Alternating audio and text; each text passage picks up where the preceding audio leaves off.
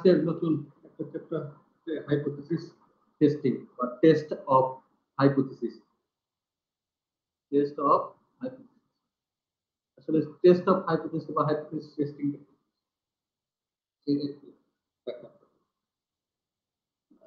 প্রথমে আমি একটু কথা বলি, যেটা হচ্ছে আমরা এর আগে প্রাথমিক দুইটা জিনিস শুনেছি, নাম করেছি। একটা হচ্ছে মানে স্ট্যাটিস্টিক্স এর মেইন যেটা বিষয় হচ্ছে, একটা হচ্ছে পপুলেশন, আর একটা হচ্ছে পপুলেশন, আর একটা হচ্ছে স্যাম্পল। স্ট্যাটিস্টিক্স এর মেইন কাজ হচ্ছে আসলে পপুলেশন নিয়ে যখন আমরা কোনো কাজ করি সেক্ষেত্রে কি হয়ে যায় যে কাজটা সঠিক মেজারমেন্ট আসে, কিন্তু পপুলেশন অনেক সময় বড় হয়ে গেলে তখন কাজ করা আমাদের জন্য একটু কঠিন হয়। তখন আমরা কি করি, স্ট্যাটিস্টিক্সের ভাষায় স্যাম্পল নিয়ে কাজ করি। বেসিক্যালি পপুলেশন স্যাম্পলের মধ্যে ডিফারেন্স থাকে এরকম যে কি স্যাম্পল নিয়ে কাজ করি মানে কি, যে এই পপুলেশন থেকে, ধরো একটা পপুলেশন আছে, সেই পপুলেশন থেকে আমরা কি করি কিছু স্যাম্পল নিয়ে সেই স্যাম্পলটাকে মেজারমেন্ট করে এই স্যাম্পলের উপর বেসিস করে পপুলেশন সম্পর্কে কি করি স্টেটমেন্ট করি। এই পপুলেশনটা এরকম, যেমন আমরা ধরো যে বাজারে গিয়েছি চাল কিনতে, এক বস্তা চাল আছে, আমি 4-5 কেজি চাল হয়তো এখানে কিনবো। আমি কি করবো, বস্তার পুরোটাই চাল কিনতে আমি দেখবো না, আমি কি করবো এখান থেকে এক মুঠ চাল, এক মুষ্টি চাল নিয়ে সেটা আমি চেক করে দেখবো যে আসলে চালটা কেমন। এই এক মুঠ চাল নিয়ে দেখার পরে চালটা যদি ভালো হয় তাহলে আমরা বলি যে এই বস্তার চালগুলো ভালো, আর যদি চালটা খারাপ হয় তাহলে আমরা বলি এই বস্তার চালটা খারাপ। তার মানে কি, এই এক মুঠের উপর বেসিস করে আমরা এই পুরো বস্তার চালটা সম্পর্কে কি করতেছি, একটা প্রেডিকশন দিচ্ছি। স্যাম্পলের কাজটা হচ্ছে এরকম। এখন যেটা হাইপোথিসিস টেস্টিং এ, এই যে পপুলেশন সম্পর্কে যে স্টেটমেন্টটা দিলাম যে হ্যাঁ বস্তার চালটা ভালো, শুধুমাত্র এক মুঠ চাল নিয়ে চেক করে দেখলাম বস্তার চাল ভালো, আসলে এটা কতটুকু রিলায়েবল, এই স্টেটমেন্টটুকু কতটুকু সত্যতা, এইটা জাস্টিফিকেশন করার জন্য আমরা আসলে এই কি বলে টেস্ট অফ হাইপোথিসিসটা ইউজ করি, টেস্ট অফ হাইপোথিসিসটা ব্যবহার করি। বেসিক্যালি এটাই হচ্ছে আমাদের এখানে মেইন কাজ, যে হাইপোথিসিসটা কিভাবে, আমি আবারও বলছি যে আমরা কি করি পপুলেশন থেকে স্যাম্পল নিয়ে সেই স্যাম্পল সম্পর্কে স্যাম্পলের মেজারমেন্ট করে সেই স্যাম্পলের উপর বেসিস করে পপুলেশন সম্পর্কে আমরা কি করি একটা স্টেটমেন্ট দিই। পপুলেশন সম্পর্কে আমরা করি একটা স্টেটমেন্ট, সেই স্টেটমেন্টটা কতটুকু রাইট অর রং সেইটা জাস্টিফিকেশনের সিস্টেমটা প্রসেসটাকে বলা হয় হচ্ছে হাইপোথিসিস টেস্টিং। হাইপোথিসিস টেস্টিং এ জানতে গেলে কিছু বেসিক তোমার কনসেপ্ট আছে, যে এইগুলো সম্পর্কে আমাদের একটু জানতে হবে। প্রথমে হাইপোথিসিসটা কি সেইটা সম্পর্কে আমরা একটা দেখে নিতে বলছে। A statistical hypothesis is an ascertain or statement about a population or equivalently about the probability distribution characterizing a population. That means the statistical hypothesis is an ascertain statement. এটা কি বলছে, একটা statistical hypothesis একটা statement তার সম্পর্কে population সম্পর্কে, তার সম্পর্কে পপুলেশন সম্পর্কে, or equivalently about the probability distribution characterizing population, which we want to verify, যেটা আমরা কিভাবে ভেরিফাই করি, on the basis of information contained in a sample. আমরা পপুলেশন সম্পর্কে একটা স্টেটমেন্ট দিলাম, সেই স্টেটমেন্টটা কতটুকু সত্যতা বা কতটুকু রাইট আছে কতটুকু রং করলাম সেইটা জাস্টিফাই করি তার উপর বেসিস করে, on the basis of information contain in a sample of basis. For example, এখানে কিছু এক্সাম্পল আছে যে আসলে স্টেটমেন্ট গুলো কেমন কি ধরনের, যেমন an internet server claims that computer users in the country spend on the average 15 hours per week on browsing.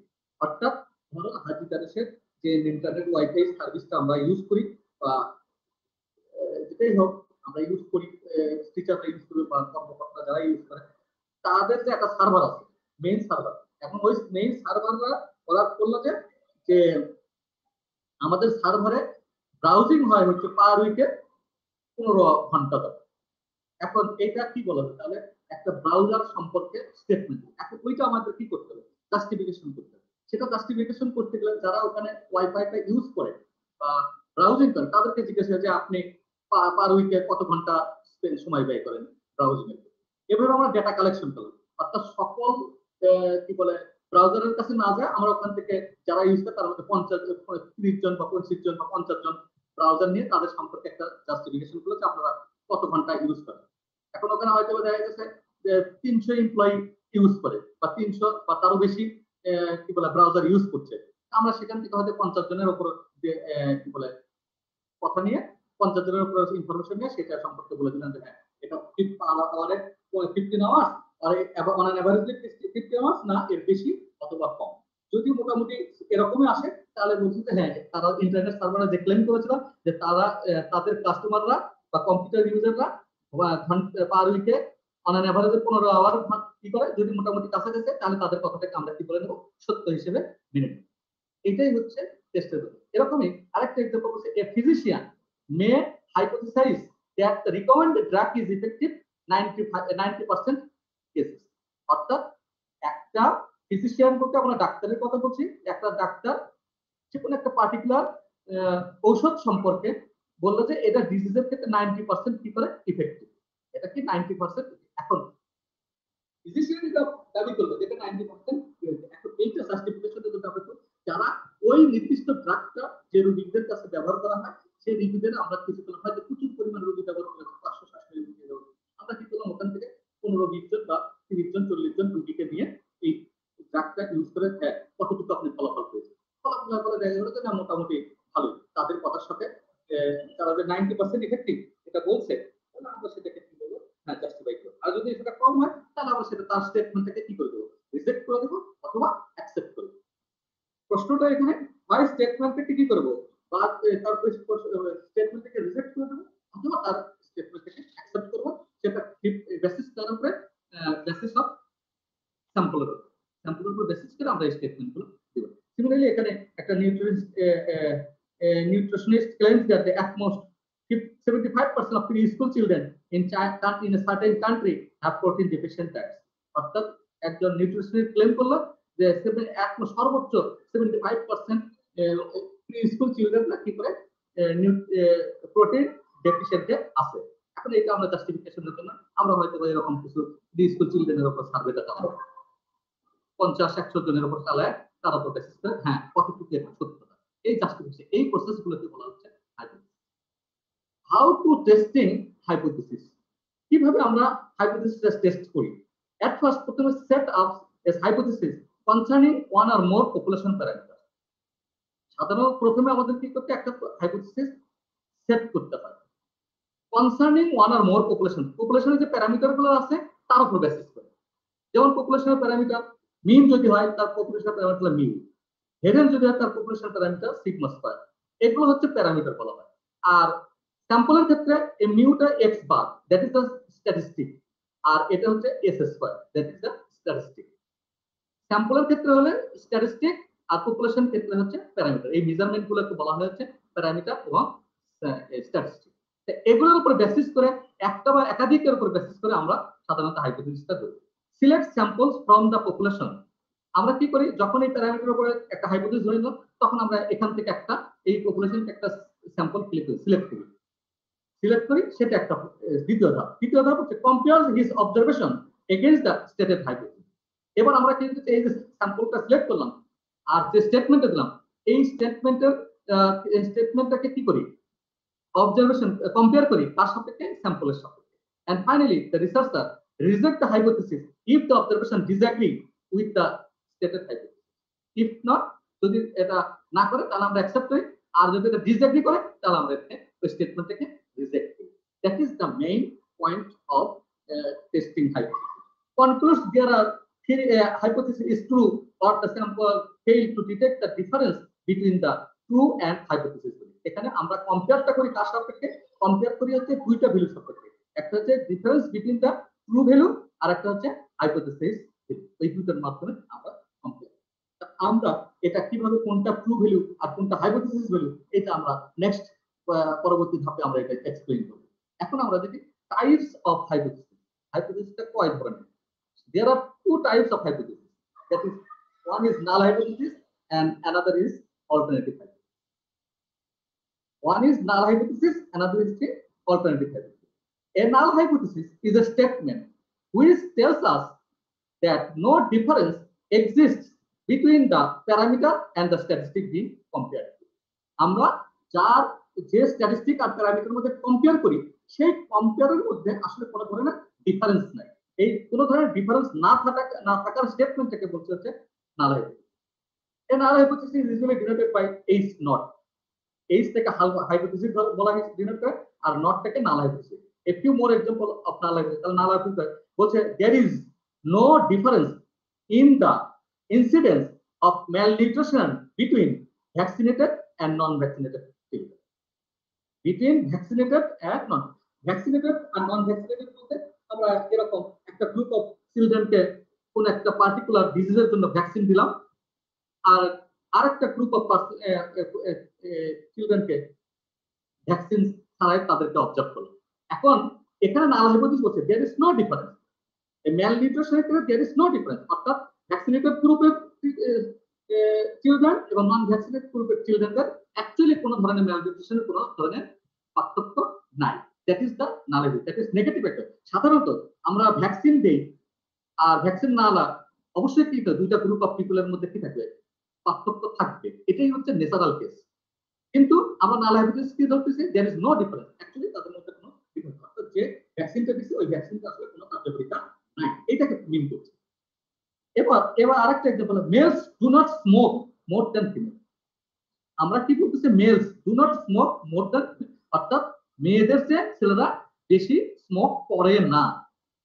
That is একটা স্টেটমেন্ট, সেটা কি আমরা ধরে নিলাম এটা একটা স্টেটমেন্ট। কিন্তু আসলে তো আমাদের কি সমাজে যতটুকু আমরা জানি যে ফিমেলের চেয়ে মেলরা বেশি স্মোক করে, কিন্তু আমরা একটা নেগেটিভ অ্যাটিটিউড বলি না, তাদের কোনো বেশি স্মোক করে না।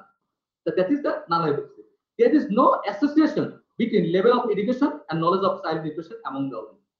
এখন যে ওমেন গুলো শিক্ষিত তারা অবশ্যই কি আছে, চাইল্ড নিউট্রিশনের নলেজ তাদেরটা বেশি আছে বা তারা বেশি জানার কথা। কিন্তু আমরা বলছি কি লেভেল অফ এডুকেশনের সাপেক্ষে চাইল্ড নিউট্রিশনের যে নলেজটা এইটার মধ্যে কোনো ধরনের অ্যাসোসিয়েশন নেই। অ্যাকচুয়ালি কি আমাদের অ্যাসোসিয়েশন আছে, কিন্তু আমরা নাল হাইপোথিসিস কি বলতেছি যে অ্যাসোসিয়েশন নাই। So that is the statement of null hypothesis. আবার two teaching methods A and B are equally effective. অর্থাৎ আমি তোমাদেরকে হাইপোথিসিস এই লেকচারটা দিচ্ছি, আরেকজন টিচার সেম লেকচারটা দিচ্ছে, তো দুইজনের কি পড়ানোর স্টাইল বা ছাত্রদের কাছে বোঝানোর অবস্থা এটা কি সেম হবে? সেম হবে। কিন্তু আমরা কি ধরে নিচ্ছি two teaching method A and B are equally effective, অর্থাৎ দুইটাই সমানভাবে ইফেক্টিভ, অর্থাৎ সমভাবে তারা আমি যেভাবে লেকচার দিচ্ছি বা আরেকজন যেভাবে লেকচারছে এই দুই লেকচারের মধ্যে আসলে কোনো ধরনের ডিফারেন্স নাই। কিন্তু আদতে যেটা হচ্ছে আসলে তো অবশ্যই ডিফারেন্স থাকা উচিত, কারণ আমার লেকচার দেওয়ার প্রসেস আরেকজন টিচারের লেকচার দেওয়ার প্রসেস কিন্তু একরকম কখনোই হবে না। তো নাল হাইপোথিসিসটা সাধারণত আমরা নেগেটিভ অ্যাটিটিউডটাকে ফলো করি। ঠিক এর বিপরীতটাকে বলে অল্টারনেটিভ হাইপোথিসিস। বলছে যে alternative hypothesis is the logical opposite of null hypothesis. In other words, it is statement of what hypothesis test is set up to establish. অর্থাৎ যে হাইপোথিসিসটা আমরা এস্টাবলিশ করতে যাচ্ছি সেটাই হচ্ছে অল্টারনেটিভ হাইপোথিসিস। দ্যাট মিন্স এই যে আমরা উপরে যে চারটা যে নাল হাইপোথিসিস স্টেটমেন্ট দিলাম, চারটা স্টেট, এই চারটারই আবার অপোজিট অল্টারনেটিভ হাইপোথিসিস স্টেটমেন্ট এখানে দেওয়া আছে। যেমন প্রথমটা বলছে there is no difference, আর এখানে অল্টারনেটিভ হাইপোথিসিস তার এগেইনস্টে বলছে there is difference in the incidence of malnutrition between vaccinated and non-vaccinated. বলছে males do not smoke more than females, এখানে males smoke more than females do। তারপরে কি বলছে there is no association between level of education knowledge of children, that the level of education and the knowledge of children are among are associated, অর্থাৎ এটাতে বলছে no association, এখানে বলছে associated। The two teaching methods are equal effective, এখানে হচ্ছে two teaching methods A and B are not equally effective।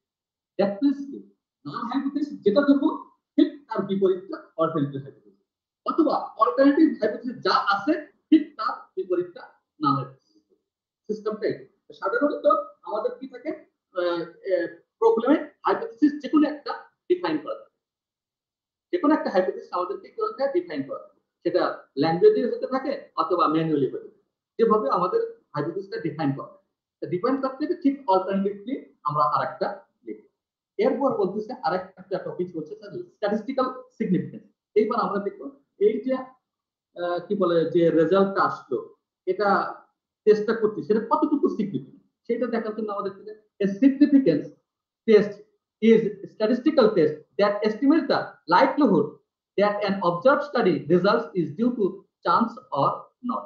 অর্থাৎ likelihood বলতে এখানে আমরা প্রবাবিলিটির কথা বলছি, এটা estimate the probability that an observe study, আমরা স্যাম্পল নিয়ে যে অবজার্ভ স্টাডিটা করলাম সেই রেজাল্টের সাথে কতটুকু চান্স আছে, আর এই প্রবাবিলিটির চান্স সাথে আছে অথবা নাই, এইটুকু চেক করা যে প্রসেস সেটাকে বলছে স্ট্যাটিস্টিক্যাল সিগনিফিকেন্স। যদি এটা চান্স থাকে তাহলে দ্যাট ইজ স্ট্যাটিস্টিক্যাল সিগনিফিকেন্ট, না থাকলে স্ট্যাটিস্টিক্যালি সিগনিফিকেন্ট না।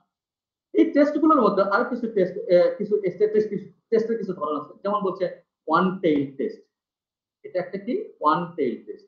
আবার আছে কি টু টেইল টেস্ট, অর্থাৎ এটা এই যে নাল হাইপোথিসিস বা অল্টারনেটিভ হাইপোথিসিস, বিশেষ করে এখানে অল্টারনেটিভ হাইপোথিসিসটা কি হবে, ওয়ান টেইল টেস্ট হবে নাকি টু টেইল টেস্ট। বলছে a test of any statistical hypothesis where the alternative is located in the one tail of the probability distribution is called one tail test. তাহলে এটা যদি one টেল probability distribution হয় তাহলে সেটাকে আমরা বলছি ওয়ান টেল। তাহলে ওয়ান টেলটা হবে কিভাবে সেটা বুঝবো, সেটা বোঝার ধরন হচ্ছে in other word the critical region for one sided test is set of values is less than critical value. কি বলতে বলছে, less than critical value of the test or set of values greater than critical value of the test. হয় এটা কি হবে, হয় less than হবে, না হলে greater than. Thus if the null hypothesis is stated, যদি আমরা null hypothesis ধরে নেই যে mu is equals to mu naught, অর্থাৎ যে পপুলেশন সেই পপুলেশনের মধ্যে আমরা যেকোনো একটা mu is equal to সে আমরা mu is equal to ধরলাম হচ্ছে কোন একটা ক্লাসের এভারেজ হাইট ধরলাম হচ্ছে 62 ইঞ্চি, দিস ইজ দ্য এভারেজ মিন। ধরো তোমাদের ক্লাসের বা তোমাদের সেকশনের ছাত্রদের এভারেজ হাইট হচ্ছে 62 ইঞ্চি, দ্যাট ইজ দ্য, এটা আমার যদি নাল হাইপোথিসিস হয় তাহলে অল্টারনেটিভ হাইপোথিসিস আমি কি ধরতে পারি, যদি কোনো ইনফরমেশন দেওয়া না থাকে, যদি বলে যে না 62 এর চেয়ে বড় হতে পারে, that is mu1 is greater than mu0 অথবা mu1 is less than mu0, অর্থাৎ যদি সমান না হয়, এই সমান হয়, এক বলতে নাল হাইপোথিসিস সমান, আর বিপরীত কি হতে পারে, বিপরীত তো হয় বড় হতে পারে অথবা ছোট হতে পারে। যদি কোনো ইনপুট এরকম ইন্ডিকেট দেওয়া থাকে যে না 62 থেকে বড়, তখন আমরা অল্টারনেটিভ ইউজ করব mu is greater than mu0, অর্থাৎ mu is greater than 62। অথবা যদি বলে না এটা লেস দেন, তাহলে আমরা mu is less than 62, অর্থাৎ অল্টারনেটিভ হাইপোথিসিসকে এই সমান দ্বারা ডিফাইন করে এটা হয় বড় অথবা ছোট, যে কোনো ভাবে যদি ইন্ডিকেট করা থাকে তাহলে সেই টেস্টটাকে বলবো হচ্ছে ওয়ান টেইল টেস্ট। আর যদি কোনো ইন্ডিকেট করা না থাকে, যেমন বলছে যে mu is equals to mu naught and alternatively mu is not equals to mu naught, অর্থাৎ আমরা আসলে আইডেন্টিফাই করতে পারতেছি না যে যে স্টেটমেন্ট ধরো 62 বলা আছে এটা থেকে বড় নাকি ছোট, প্রবলেমের কোথাও বলা নাই যে না 62 থেকে বড় অথবা 62 থেকে ছোট, এই ধরনের কোনো ইনফরমেশন আমরা বা ক্লু পাচ্ছি না। যদি না পাই তাহলে আমরা ধরে নেব that is not equal, that is কি ধরে নেব, নট ইকুয়াল। এই নট ইকুয়াল যখন ধরবো তাহলে নট ইকুয়াল ধরার অর্থ কি, এটা কি হতে পারে, বড় হতে পারে ছোট হতে পারে। ডিসিশন নেওয়ার ক্ষেত্রে কি আসছে, ডিসিশন নেওয়ার ক্ষেত্রে যেটা আসছে যে আমরা দুইটা অপশনে চলে যেতে পারি, একটা বড় যেতে পারে একটা ছোট যেতে পারে। নট ইকুয়াল কিন্তু বড় হতে পারে ছোট হতে পারে, এই বড় হতে পারে বা ছোট হতে পারে এই ধরনের কেস যখন তৈরি হয় সেক্ষেত্রে ওয়ে হচ্ছে দুইটা, এই জন্য আমরা বলছি টু টেইল। আর এখানে যদি একটা বলি যে হ্যাঁ this is mu is equal to mu naught, এটা যদি আমরা ডিফাইন করে নিই তাহলে কি mu is equal to 0, তাহলে আমরা জেনে গেলাম যে অবশ্যই এটা কি হবে, বড় হবে। অথবা আমরা যদি এটা ধরি তাহলে আমরা অবশ্যই শিওর হয়ে গেলাম যে এটা কি হবে, এর চেয়ে ছোট হবে, এর চেয়ে ছোট হবে। তার মানে ডিসিশন একদিকে যাবে, হয় বড়র দিকে যাবে না ছোটর দিকে যাবে, কোনো কনফিউশন নেই। যেটাই আমরা যদি আমরা এইটা সিদ্ধান্ত নেই তাহলে বড় হয়ে যাবে, যে আমরা শিওর যে অবশ্যই 62 থেকে বড় হবে। আর যদি আমরা এটা ধরে তাহলে অবশ্যই আমরা না 62 থেকে কম হবে, মানে ডিসিশন কিন্তু তখন একদিকে যাবে। কিন্তু যদি আমি এইটা নট ইকুয়াল ধরি তাহলে কিন্তু ডিসিশন একদিকে যাওয়ার কোনো রয়ে নেই, ডিসিশন কি হতে বড় হতে পারে ছোট হতে পারে। তো এখানে দুইটা ওয়ে আছে বিধায় এই জন্য এটা টু টেইল টেস্ট, আর এখানে যে কোনো একটা হলে ডিরেকশন একদিকে যায় এই জন্য এটাকে বলা হয় ওয়ান টেইল টেস্ট। অর্থাৎ নাল অল্টারনেটিভ হাইপোথিসিসটা সেটআপ করার পরেই আমরা বুঝতে পারবো এই টেস্টটা ওয়ান টেইল টেস্ট করতে হবে নাকি টু টেইল টেস্ট। ঠিক আছে, এইটা গেল একটা। নেক্সট আমাদের আরেকটা টপিক হচ্ছে বলছে কি level of significance. Level of significance level of significance সুখ শব্দটা খুবই একটা মজার জিনিস এবং এটা আমরা অ্যাজ ইউজুয়াল বহু জায়গায় এটা আমরা ইউজ করে থাকি। যেমন বলছে maximum allowable probability of rejecting null hypothesis when it is true. Maximum allowable probability of rejecting null hypothesis when it is true. মানে কোন ঘটনা সত্য, তারপরে আমরা কি করতেছি, এটা রিজেক্ট করতেছি। এই রিজেক্ট করার যে প্রবাবিলিটিটা, এই প্রবাবিলিটিটাকে বলা হচ্ছে লেভেল অফ সিগনিফিকেন্স, যেটাকে আমরা on the other name level of significance size of the test, যেটাকে আমরা অন্য নেমে সাইজ অফ দ্য টেস্ট বলি। The level of significance is denoted by alpha. In hypothesis test, the level of significance is expressed as alpha is equal to probability of reject null hypothesis where null hypothesis is true. অর্থাৎ null hypothesis সত্য, তারপরেও আমরা কি করতেছি, এটাকে reject করতেছি। এই ধরনের প্রবাবিলিটিকে বলা হয় হচ্ছে লেভেল অফ সিগনিফিকেন্স।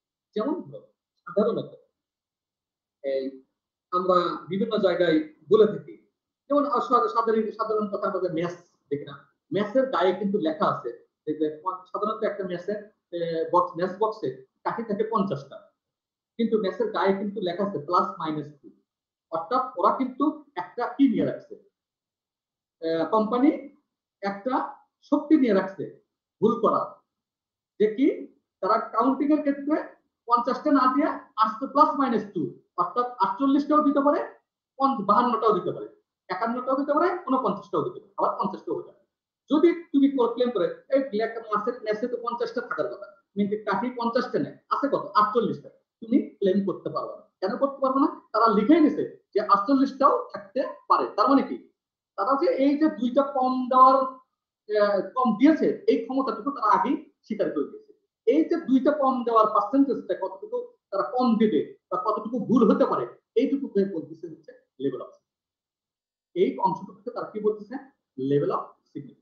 আমি আবারও বলছি, যেমন ধরো তুমি দিনাজপুর থেকে লিচু পাঠাচ্ছ 100 লিচু পাঠাচ্ছ, এখন তুমি যে তার কাছে লিচু পাঠাচ্ছ তাকে বলে দিবে ভাই আমি 100টাই পাঠালাম, কিন্তু এখানে 2-4টা কি হতে পারে, কম যেতে পারে বা বেশিও যেতে পারে। ধরো তুমি কি করলা, 100টা দেওয়ার জন্য তুমি 3-4টা লিচু বেশি দিলা, বেশি দেওয়ার পরেও যাতায়াতের কারণে কিছু লিচু কি হয়ে গেল, নষ্ট হয়ে গেল। আর নষ্ট হয়ে যাওয়ার পরে তুমি যেহেতু 5% যদি কিনে আনো ওর কাছ থেকে, যে ভাই 5% লিচু কি হতে পারে, কম বেশি হতে পারে, তাহলে কিন্তু 95টা লিচু যদি পাঠাও তাও কিন্তু তোমাকে সে ক্লেম করতে পারবে। কিন্তু 95 এর পরে যদি 94, 90, তখন সে ক্লেম, ভাই আপনি 95 পর্যন্ত আমাকে দিতে চেয়েছিলেন, কিন্তু লিচু তো আমার সবগুলো নষ্ট হয়ে এখন 90 আসছে, তাহলে আপনি আমার আরো 5টা লিচু বা 10টা লিচু পাঠান। তখন কিন্তু সে বাধ্য যে 10টা লিচু পাঠাইতে। কারণটা কি, সে বলে নিছে যে ভাই সর্বোচ্চ 5টা নষ্ট হবে, কিন্তু নষ্ট হয়েছে 10টা, কারণ 5টা লস হয়ে গেছে, হয় সে টাকা ফেরত দেবে। কিন্তু তোমাকে যদি 100টা পাঠানোর পরে 95টা সে পাইলো, তুমি কিন্তু ক্লেম করতে পারবে না যে 100টা তো পাঠানোর কথা, আপনি তো 5টা কম পাঠাইছেন, 95টা পাঠাইছেন। তখন তুমি ক্লেম করতে পারবে, কারণ আগেই বলে নিছে যে ভাই 5টা কম বেশি হতে পারে। এই যে আগে অনুমতিটা নেওয়া যে কয়টা কম বেশি হবে, এইটা অনুমতিটাকে বলছে লেভেল অফ সিগনিফিকেন্স। এরপর হচ্ছে এই যে ভুল হওয়ার এই লেভেল অফ সিগনিফিকেন্স গুলো কি হতে পারে, 5% হতে পারে, তারপরে 1% হতে পারে, 10% হতে পারে, বিভিন্ন সময় বিভিন্ন রকম। এটা সাধারণত প্রবলেমে দেওয়া থাকে লেভেল অফ সিগনিফিকেন্স।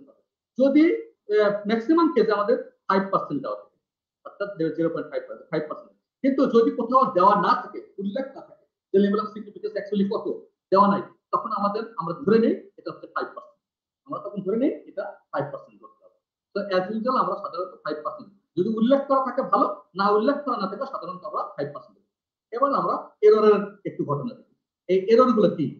এরর হচ্ছে একটা হচ্ছে টাইপ 1 এরর আর একটা হচ্ছে টাইপ 2 এরর। বলছে a type 1 error for a statistical test is the error of rejecting null hypothesis when the null hypothesis is true, that is alpha, যেটাকে আমরা level of significance বলি। এই লেভেল অফ সিগনিফিকেন্সটাই কিন্তু type 1 error. অর্থাৎ আমরা ভুল করতেছি। কোন ভুলটা করলাম, যে একটা সত্য জিনিসকে আমরা রিজেক্ট করে দেব। ঘটনা সত্য, রিয়েলি সত্য, কিন্তু তাও স্যাম্পলের উপর বেসিস করে আমরা কি করতেছি, ওই সত্য ঘটনাকে রিজেক্ট করে দেব। রিজেক্ট করে দেওয়ার অর্থ কি, আমরা একটা ভুল করলাম, আমরা একটা কি করলাম, ভুল করলাম। এই ভুলটাকে বলা হচ্ছে টাইপ 1 এরর। আরেকটা এরর আছে যে type 2 error for a statistical test is the error of accepting the null hypothesis when the null hypothesis is false। অর্থাৎ কখন আমরা কি বুঝি, একটা জিনিস মিথ্যা অর্থাৎ নাল হাইপোথিসিস ফলস। তারপরে আমরা স্যাম্পলের কারণে সেটাকে কি হতে হবে, আমরা অ্যাকসেপ্ট করতে বাধ্য হলাম। দ্যাট মিন্স কি আমরা একটা ভুল ডিসিশন নিলাম, আমরা একটা কি ডিসিশন নিলাম, ভুল ডিসিশন। সেই ভুল ডিসিশনটা কি, মিথ্যা জিনিসকে অ্যাকসেপ্ট সত্য হিসেবে প্রমাণ করে দিলাম, সেটাকে আমরা বিটা হিসেবে ট্রিট করি। আর সে এই জন্য এটাকে বলা হচ্ছে টাইপ 2 এরর, আর এটা হচ্ছে টাইপ 1 এরর। এখন এই টাইপ 1 এরর আর টাইপ 2 এররের জন্য আরেকটা एग्जांपल, আমি কমন एग्जांपल আমি তোমাদের ধরো একটা বিচার কার্য চলতেছে, কারো ধরনের একজন বিচার কার্য চলতেছে, বিচার কার্যে একজন অপরাধী আছে। এখন ধরো সে খুন করছে, খুন করার পর তার বিরুদ্ধে মামলা হয়েছে, বাদী পক্ষ তাকে মামলা করেছে, বিবাদী পক্ষ একটা অংশ। এখন অবশ্যই যে খুনি সেও কি করবে, উকিল রাখবে। আবার যে মামলা করেছে যার বিরুদ্ধে, খুনির বিরুদ্ধে, সেও কি করবে, উকিল রাখবে। এখন বিচারকের কাজ কি, বিচারকের কাজ হচ্ছে এই উকিল দ্বয় কিভাবে এটাকে নির্দোষ প্রমাণ করার জন্য বা দোষী প্রমাণ করার জন্য, একটা উকিল থাকবে নির্দোষ প্রমাণ করার জন্য, আর একটা উকিল থাকবে দোষী প্রমাণ করার জন্য। এখন যাকে দোষী প্রমাণ করতে পারবে সে ভালোভাবে উপস্থাপন করতে হবে। যদি খুনি ব্যক্তির উকিল তার ক্লায়েন্টকে যে না আমার ক্লায়েন্ট খুনি নয় নির্দিষ্ট ডকুমেন্ট দিয়ে যদি উপস্থাপন করতে পারে, তাহলে জজ কি করবে, তাকে খালাস দিয়ে দেবে। জজ যখন, বিচারক যখন একটা খালাস দিয়ে দিবে, তার মানে কি, বিচারক কিন্তু বেসিক্যালি একটা কি করলো, ভুল করলো। কিসের উপর ভুল করলো, যে ইনফরমেশন গুলো, এভিডেন্স গুলো দাখিল করেছে, সে এভিডেন্স গুলোর উপর বেসিস করে ডিসিশন নিতে শিখতে করলো, ভুল করলো। এটা ধরনের এক ধরনের ভুল। আরেকটা ভুল হচ্ছে কি, যে না কি বলে, সে অ্যাকচুয়ালি দোষী নয়, বাট তার পক্ষে যে মামলা করেছে সে মামলার বাদী তাকে প্রমাণ করেছে সে দোষী, এভিডেন্স দিয়ে প্রমাণ দাখিল করলো যে না সে দোষী। দোষী যখন হবে তাহলে বিচারক তো অবশ্যই কি তাকে শাস্তি দেবে। তাকে যখন শাস্তি দেবে তার মানে কি, একজন নিরপরাধ ব্যক্তিকে কি হতে হবে, শাস্তি দেওয়া হবে। তো এই যে প্রথম ব্যক্তি, নিরপরাধ ব্যক্তিকে যখন শাস্তি দিচ্ছি, that is the type 2 error. আর যখন হচ্ছে অপরাধী ব্যক্তিকে ছেড়ে দিচ্ছি, that is the type 1 error.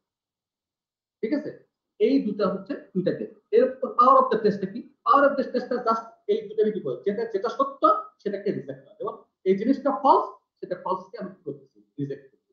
That is the power of the test. তো পাওয়ার অফ দ্য টেস্ট থেকে আমরা 1 মাইনাস থিটা দ্বারা ডিপেন্ড করি the probability of rejecting null hypothesis when it is false, অর্থাৎ ফলস যে জিনিসটাকে আমরা কি করছি, রিজেক্ট করছি। ঠিক আছে, এইটা হচ্ছে টাইপ 1 এর, টাইপ 2 এর, আর পাওয়ার অফ দ্য টেস্ট। এরপরে এখানে আমরা আর কয়েকটা দেখি, জিনিসটা দেখি, তারপর আমরা ক্লাসটা শেষ করব। দ্য ক্রিটিক্যাল রিজন আর রিজেকশন রিজন, আমরা কোন রিজনের ভিতরে মানটা গেলে এই জিনিসটাকে কি করব, অ্যাকসেপ্ট করব আর রিজেক্ট করব। বলছে এর মধ্যে রিজেকশন রিজন বলছে a rejection reason, a reason of rejection is a set of possible values of the sample statistic which provides evidence to contradict the null hypothesis and leads to the decision to reject the null hypothesis.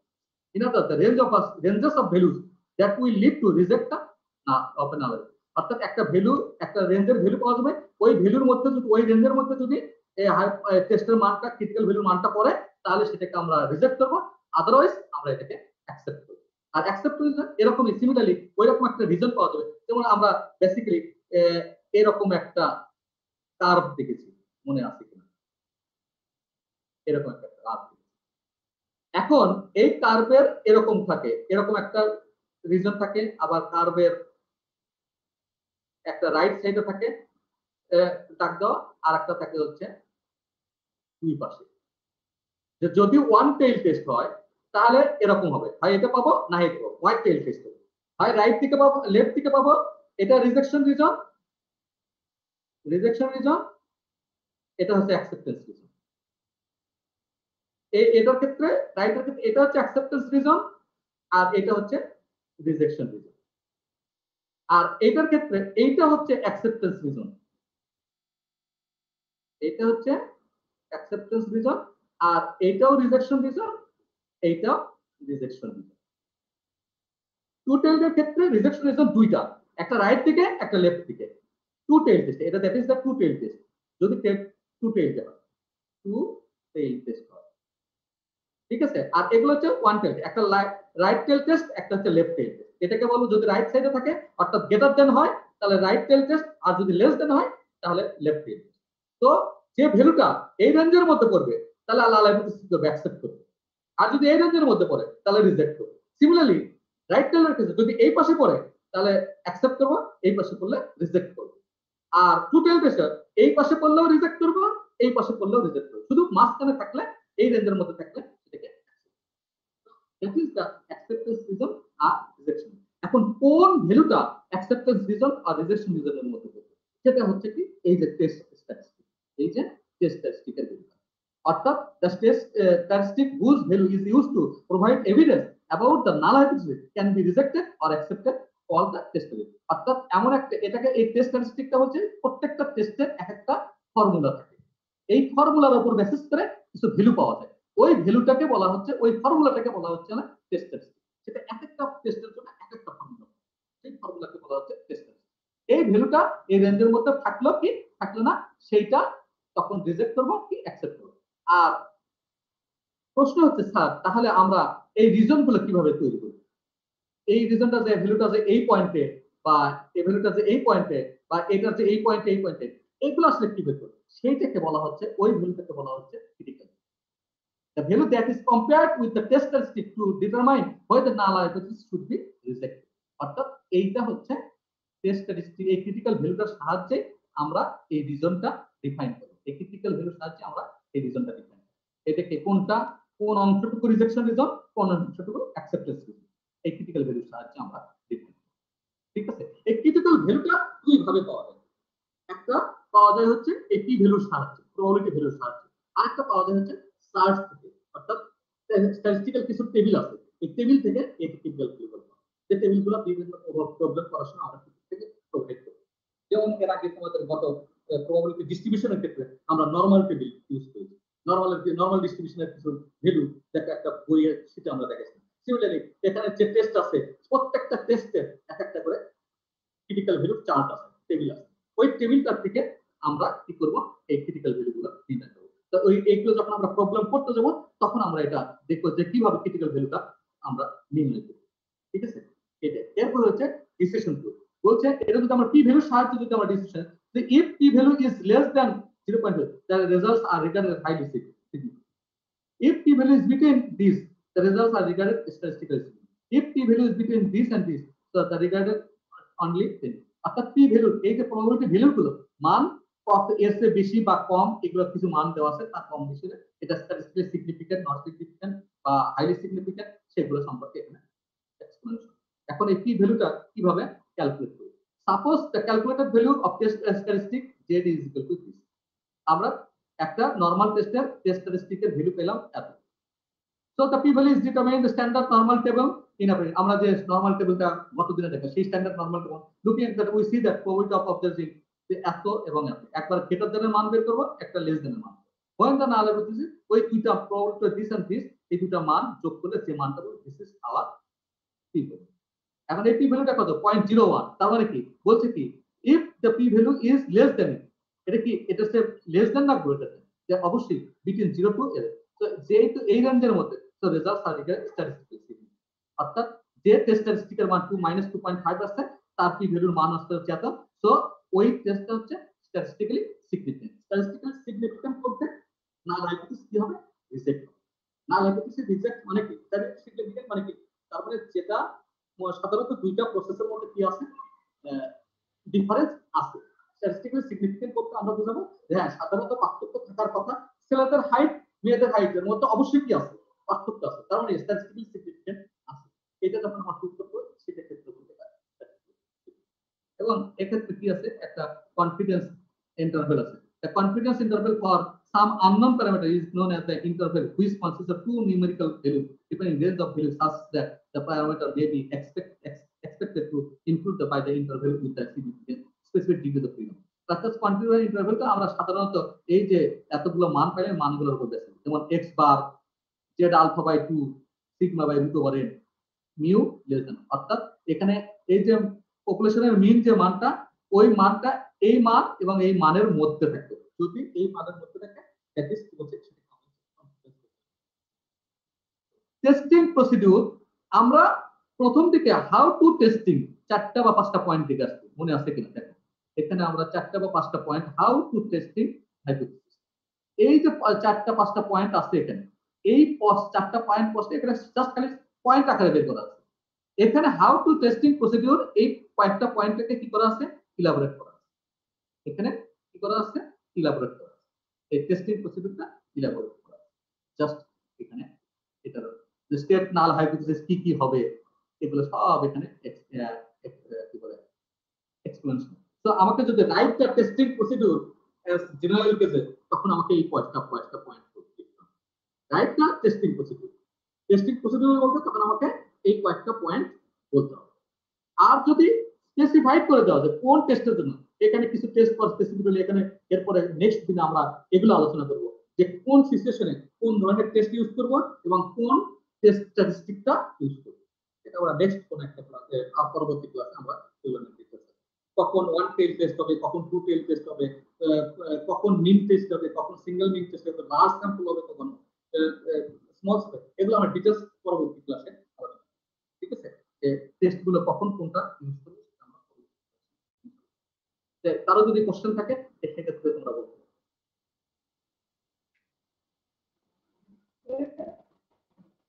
Hello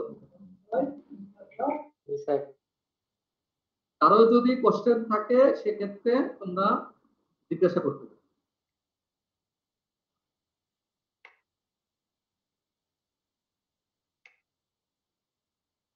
নাই মনে হয় sir. Statistically significant বলতে কি বোঝালেন sir?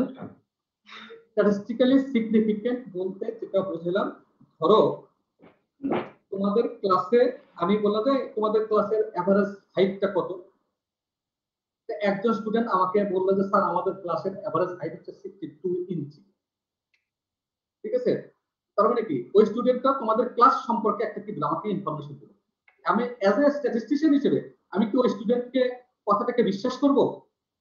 বিশ্বাস করব না। আমি কি করব, ওই কথাটাকে চেক করার জন্য তোমাদের ক্লাস থেকে 15 জন বা 20 জন স্টুডেন্টকে সিলেক্ট করব। সিলেক্ট করে তাদের হাইট মাপবো, হাইট মাপে এই হাইটটা এভারেজ করব। যদি এভারেজটা দেখি কি হয়ে যায়, ওই যে স্টুডেন্টটা আমাকে ওই ক্লাস সম্পর্কে হাইটটা বলছে তার সাথে অবশ্যই কি হবে, সেম হবে কি? কখনোই সেম হবে না, হয় কাছাকাছি, হয় বেশি হবে, না হলে কম হবে, এরকম হবে। এই যে কম বেশি হওয়ার যে প্রসেসটা অবশ্যই কি হবে, এইটাকে বলছে স্ট্যাটিস্টিক্যালি সিগনিফিকেন্ট ডিফারেন্স। অর্থাৎ অবশ্যই কি থাকবে, একটা ডিফারেন্স থাকবে। এই ডিফারেন্সটাকে বলা হচ্ছে স্ট্যাটিস্টিক্যালি সিগনিফিকেন্ট ডিফারেন্স। এখন যদি আমি যে ইগুলো পাইলাম, ইনফরমেশন গুলো পাইলাম, পাওয়ার পরে ওই স্টুডেন্টটা আমাকে যে এভারেজ হাইটের কথা বললো আর আমি ইনফরমেশন দিয়ে দেখলাম সেম এভারেজ বের হয়েছে, যদি সেম এভারেজ বের হয়ে যায় তাহলে কি হবে, স্ট্যাটিস্টিক্যালি সিগনিফিকেন্ট ডিফারেন্স নয়। কিন্তু এইটা হচ্ছে একটা কি বলে, আদতেও কিন্তু স্ট্যাটিস্টিক্যাল স্যাম্পল নিয়ে যখন কাজ করতে যাবো তখন কিন্তু কি হবে, অবশ্যই ডিফারেন্স থাকা উচিত। কারণ পপুলেশন সম্পর্কে যে তথ্য দেবে আর আমি 10টা, সেখানে 100 জন স্টুডেন্ট আছে, আমি 20টা বা 50টা 30টা স্টুডেন্ট নিয়ে এভারেজ হাইট করলে কখনই কি হবে না, ওই পপুলেশনের মেজারমেন্টের সাথে এই মেজারমেন্ট কখনই কি হবে, সেম হবে। কারণ স্যাম্পলের মেজারমেন্ট আর পপুলেশনের মেজারমেন্ট অবশ্যই কি হবে, একটু ডিফারেন্স থাকবে। এই ডিফারেন্সটাকে বলা হচ্ছে স্ট্যাটিস্টিক্যালি সিগনিফিকেন্ট।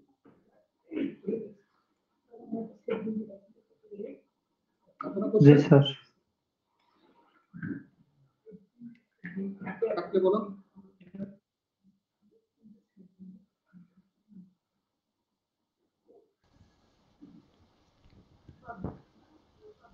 না থাকলে ক্লোজ করব।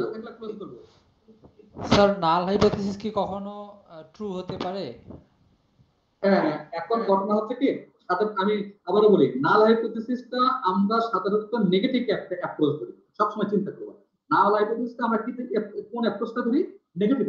বলছি নেগেটিভ অ্যাপ্রোচটা কি রকম, এই যে বললাম দুইটা টিচিং মেথড, সাধারণত কি হয়, সাধারণত হয় যে ডিফারেন্স হয়। কিন্তু আমরা নাল হাইপোথিসিস কি ধরছি, যে না এদের মধ্যে কোনো ধরনের ডিফারেন্স নেই। ডিফারেন্স যখন নেই, তো অলওয়েজ আমাদের চিন্তা চেতনা ঠিক আছে এই স্টেটমেন্টটাকে কি করা, রিজেক্ট করা। এই স্টেটমেন্টটাকে কি করা, রিজেক্ট করা। যেহেতু ডিফারেন্স, তার মানে এটা রিজেক্ট করলে আমাদের রেজাল্টটা কি হবে, অ্যাকুরেট। কিন্তু সিচুয়েশনের ক্ষেত্রে অনেক সময় স্যাম্পলের ইনফরমেশনের ভুলের ক্ষেত্রে বা বিভিন্ন কারণে ওইটা কি হয়ে যেতে পারে, অ্যাকসেপ্ট হয়ে যেতেই পারে, ওটা অ্যাকসেপ্ট হয়ে যেতে না, দুইটা মেথডের মধ্যে কোনো ডিফারেন্স নাই, এই ধরনের কেস তৈরি হয়ে যেতে পারে যদি আমাদের ইনফরমেশনটা কি আসে, ভুল হিসেবে আসে। এটা হতে পারে। তখন আমার যা আসবে সেটার উপরে আমাদেরকে কি করতে হবে, অ্যান্সার দিতে হবে। এটা কোনো ধরনের মানে আর্গুমেন্ট করার কোনো অপশন নেই। জি স্যার। আর কোনো কোশ্চেন? স্যার লেভেল অফ সিগনিফিকেন্সটা আরেকবার একটু বলতেন। লেভেল অফ সিগনিফিকেন্সের কথা বলছি, maximum allowable probability of rejecting null hypothesis. Maximum allowable probability of rejecting null hypothesis. তার মানে কি, নাল হাইপোথিসিস রিজেক্ট করার জন্য যতটুকু আমি ভুল ভ্রান্তি করার ক্ষমতা রাখি, সেই ক্ষমতাটুকু বলছে হচ্ছে প্রবাবিলিটি ভাষায় সেটাকে লেভেল অফ সিগনিফিকেন্স। যেমন আবারও বলছি যে আমরা ম্যাথের গায়ে, যাতে একটা ম্যাথ বক্সের গায়ে লেখা থাকে প্লাস মাইনাস 2 লেখা থাকে কিনা খেয়াল করে দেখুন।